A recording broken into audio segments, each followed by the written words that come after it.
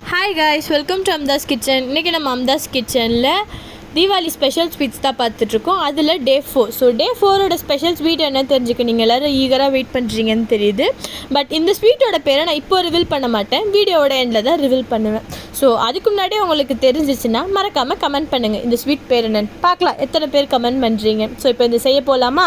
இந்த ஸ்வீட் செய்கிறதுக்கு முதல்ல என்ன பண்ணணும் அப்படின்னா 400 கிராம் டேட்ஸை கொட்டை இல்லாமல் எடுத்து மிக்ஸி ஜாரில் போட்டு அரைச்சி வச்சுக்கிறேன்.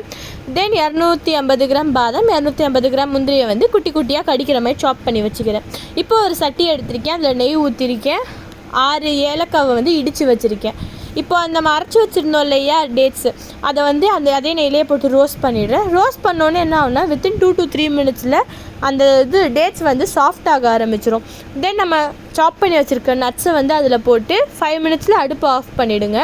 ஆஃப் பண்ணதுக்கப்புறம் அது ஒரு பிளேட்டில் மாற்றிட்டு ரோல் பண்ணி வச்சுக்கோங்க.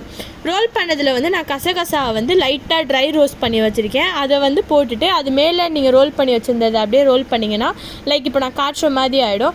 தென் பட்டர் ஷீட்டோ இல்லை பாலித்தீன் ஷீட்டோ வச்சு கவர் பண்ணிவிட்டு ஒரு ½ hour கழித்து கட் பண்ணி பிளேட் பண்ணிங்கன்னா வேறு லெவலில் இருக்குங்க. இது என்ன அப்படின்னு தானே யோசிக்கிறீங்க? இதுதாங்க காஜு நட் ஸ்வீட்டு.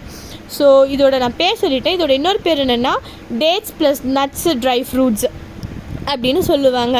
இதோட ஸ்டேட் என்ன அப்படின்ட்டு நீங்கள் தான் சொல்லணும். பார்க்கலாம் எத்தனை பேர் கமெண்ட் பண்ணுறீங்க. இதை மறக்காமல் ட்ரை பண்ணி பாருங்கள்.